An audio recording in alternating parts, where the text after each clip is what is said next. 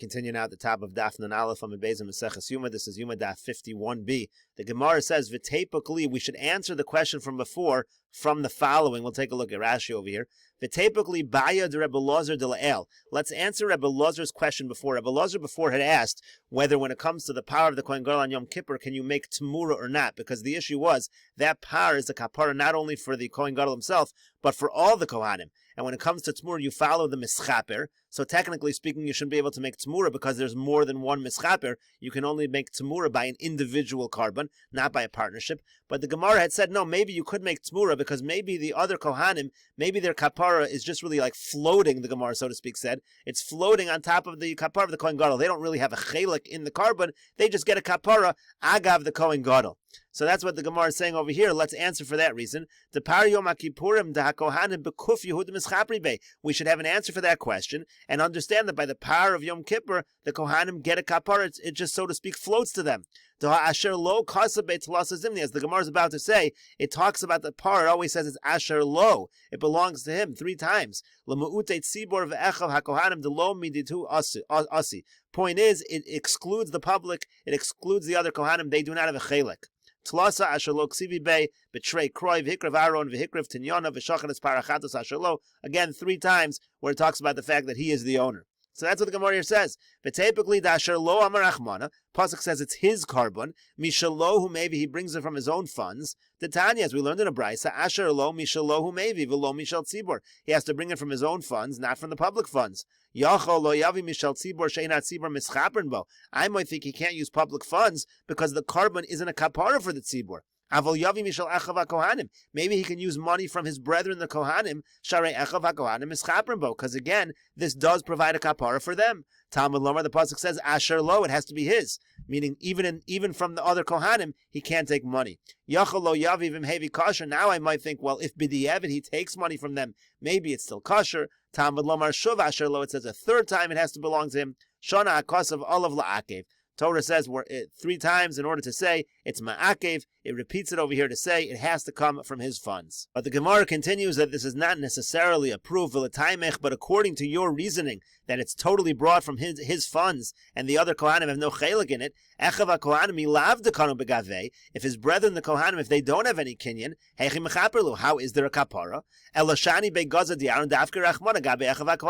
Obviously, when it comes to this property of the Kohen Gadol, it's different because the Torah makes it as though it belongs to the Kohanim, meaning the Torah makes it as though it is theirs, and they get a kapara. So hacha gabe tmura nami. But if that's the case, you can apply the same logic to the issue of whether you can make tmura by this power. The same logic. Shani begaza di Aaron. It's different when it belongs to the property of Aaron or the property of the Kohen Gadol. The Torah considers it as though it belongs to everyone, even though it really does not belong to everyone. It's considered like it does, and therefore you would not be able to make tmura. There's no proof from the fact that he brings it from his own funds that you can make tmura. And the Gemara now continues with the Mishnah continuing discussing the avod of the Kohen Gadol on Yom Kippur. The Kohen Gadol would then walk in the Heichel in the Beis HaMikdash at Shemagia lebein shtei haparoches hamavdilos bein hakodesh uvein hakadashim, until he would reach between the 2 curtains that separated the Kodesh and the Kodesh Kadashim. Uveinei an Amma. There was an Amma between these 2 curtains. Rabbi Yossi says, Lo ha'isa sham al paroches achas bilvad. There was only 1 curtain there. Shenemar, like the pasuk says, V'yivdila haparoches lachem. The paroches in singular, the curtain will separate bein hakodesh uvein kodesh hakadashim, between the Kodesh and the Kodesh Kadashim. The Gemara says, Shapir kamer luhu Rabbi Yossi l'Rabbanan. Rabbi Yossi has a good proof to the Rabbanan. It says in the pasuk singular, there should be 1 curtain between the Kodesh and Kodesh Kadashim. V'Rabbanan Amri Loch, the Gemara says the Rabbanan will say to you, Hani mili b'mishkan. That pasuk is referring only to the Mishkan. There they had 1 curtain. Avol b'mikdash sheni, but in the second Beis HaMikdash, Kevin de lo havoy amatraxin, since there wasn't the amatraxin, which was a wall that separated between the Kodesh and the Kodesh Kadashim, over mikdash rishon hu havoy, and it was only in the first Beis HaMikdash that they had a wall as a separation. V'estafkol hu l'Rabbanan b'ktushase, and the Rabbanan were mesupik. That wall was an amma thick. They were mesupik about its kedusha. Is it like it's in the Kodesh Kadashim, or is it like the Kodesh? So therefore, va'avud shtei paroches. Therefore, in the second Beis HaMikdash, where they didn't have a wall, they made 2 curtains so that they would have that amma in between. That was the area of suffix, the area of doubt.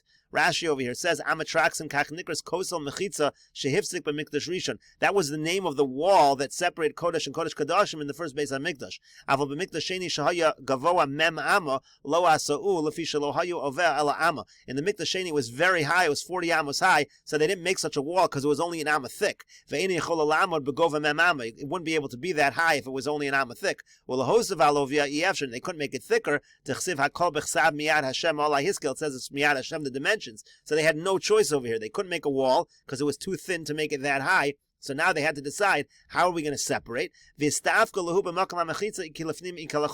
area where the wall was, there was a doubt if that's considered Kodesh Kadashim or Kodesh. So therefore,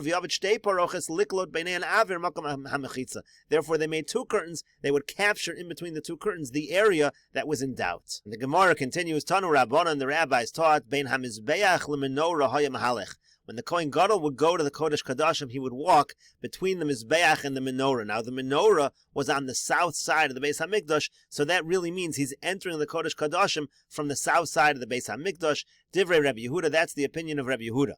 Rabbi Meir says, Bein Shulchan leMizbeach. He would actually walk between the Shulchan and the Mizbeach, and the Shulchan is on the north side of the Beis HaMikdash, implying that the entrance to the Kodesh Kadashim is on the north side. V'yesh omrim bein Shulchan lekosel. Some people say he would actually walk between the Shulchan and the wall of the Beis HaMikdash, same basic idea, to the north side, but he'd be more towards the north side.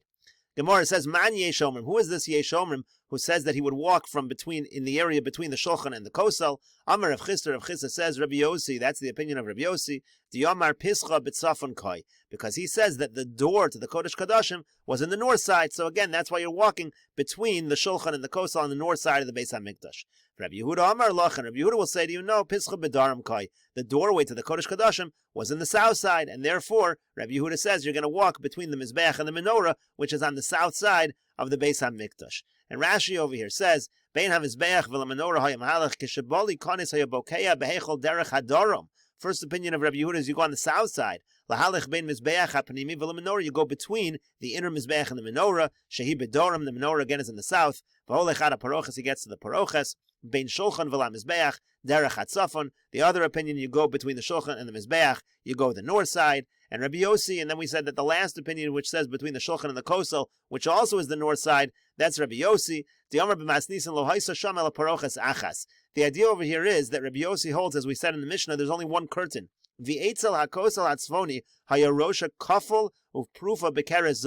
was in the north side that curtain was folded back, and therefore that was like the entrance, because you folded it back, you doubled it over, and you have a little opening to go in, klape achutz, towards the outside. It was through that area that you enter the Kodesh Kadashim. It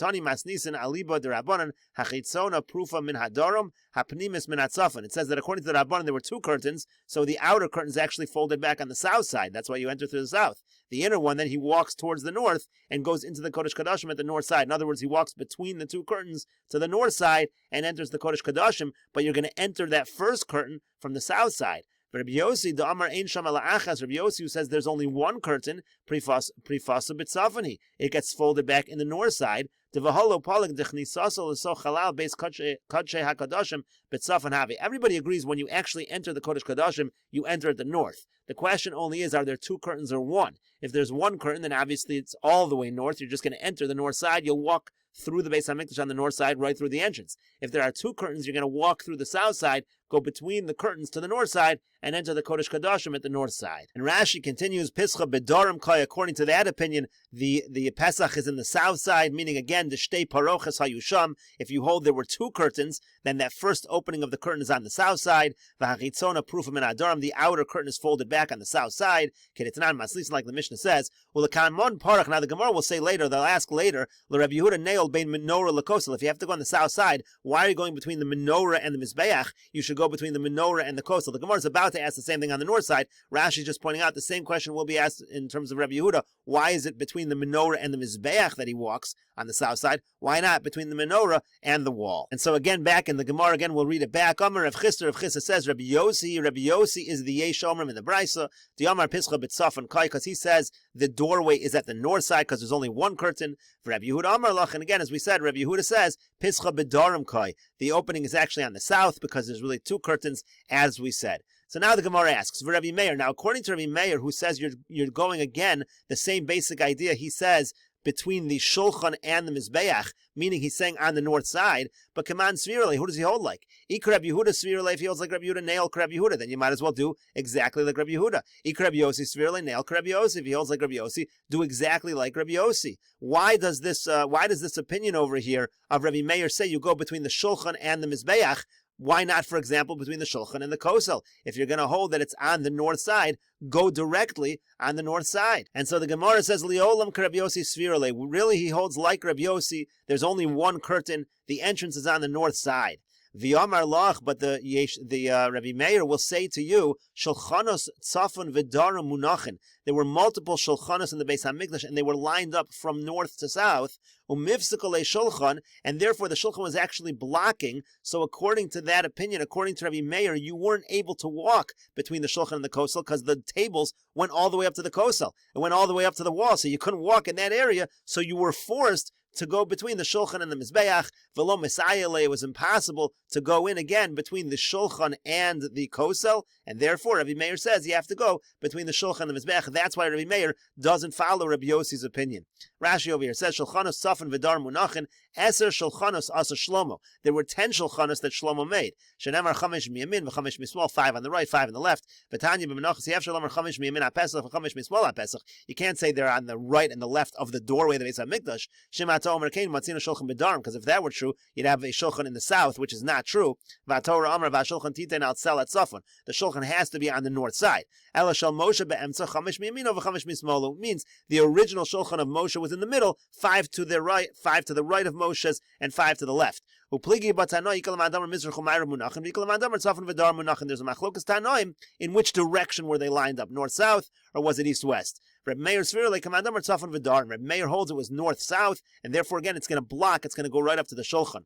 Rosh Shulchanos min atzafon l'darm hayu chamish b'shura achas ponos rosh shel zu l'rosh shel zu v'ashulchan amasayim orko harei eser amos. They were each 2 amos long. It takes up 10 amos total. That means it's going to have to go all the way up to the wall. It's going to come out if you pull it away from the wall. Some of the shulchans are going to go into the south, which can't be, because the whole width of the heichel is only 20 amos. You can't have any of the shulchan in the south. Therefore, the shulchanos block your path. He can't walk between the shulchan and the wall, and that's why he has to go between the shulchan and the mizbeach. If you're going to ask,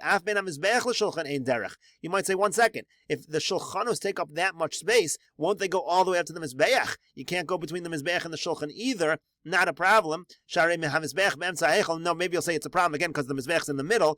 And you're going to say that the southernmost table is going right up to the mizbeach. This maybe you're going to ask that. It's not a problem. We've already said that the mizbeach is not exactly next to the shulchan. It's actually pulled a little outward. So it's not like it's right flush where the shulchanos are. So you have a little of a gap there, so you're able to walk between the mizbeach and the shulchanos. And the Gemara continues, if you want, I could say another answer on behalf of Rabbi Meir, why you don't walk between the shulchanos and the wall. Liola mizrach u'mayrav munachin. Really, the shulchanos, according to Rabbi Meir, are lined up east to west. So there's nothing blocking. In theory, you could walk between the shulchanos and the wall. However, because of the shechina, it's not proper derech eretz to walk in that fashion. We'll continue with this discussion in the next video on Daf Nun Beis Amud Aleph.